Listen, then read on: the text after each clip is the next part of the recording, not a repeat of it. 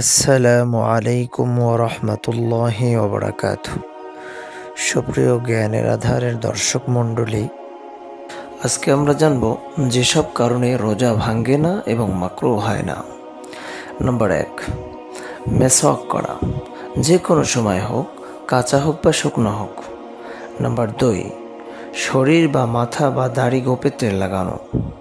Number 3, চোখে সুরমা লাগানো বা কোনো ওষুধ দেয়া। নাম্বার 4, খুশবু লাগানো বা তার ঘেরান নেওয়া। নাম্বার 5, ভুলে কিছু পানাহার করা বা আহার করা বা স্ত্রীর সঙ্গম করা। নাম্বার 6, গরম বা পিপাসার কারণে গোসল করা বা বারবার কুলি করা।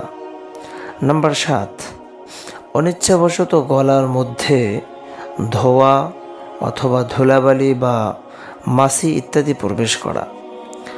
নাম্বার 8, কানে পানি দেওয়া অনিচ্ছাবশত চলে যাওয়ার কারণে রোজা ভঙ্গ হয় না, তবে ইচ্ছাকৃত দিলে সতর্কতা হলো সে রোজা কাজা করে নেওয়া। নাম্বার 9, অনিচ্ছাকৃতভাবে বমি হওয়া, ইচ্ছাকৃতভাবে অল্প বমি করলে মাকরুহ হয় না, তবে এরূপ করা ঠিক নয়। নাম্বার 10, স্বপ্নদোষ হওয়া। নাম্বার 11, মুখে থুতু আসলে গিলে ফেলা। নাম্বার 12, যে কোনো ধরনের ইনজেকশন বা টিকা লাগানো, তবে রোজার কষ্ট যেন বোধ না হয় এ উদ্দেশ্যে শক্তির ইনজেকশন বা সেলাইন লাগানো মাকরুহ। নাম্বার 13, রোজা অবস্থায় দাঁত উঠালে এবং রক্ত পেটে না গেলে। নাম্বার 14, পায়রিয়া রোগের কারণে যে সামান্য রক্ত সবসময় বের হতে থাকে এবং গলার মধ্যে যায়, তার কারণে রোজা ভঙ্গও হয় না, মাকরুহ হয় না।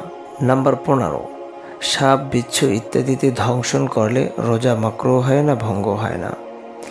নাম্বার 16, পান খাওয়ার পর ভালোভাবে কুলি করা সত্ত্বেও যদি থুতুতে লাল ভাব থেকে যায়।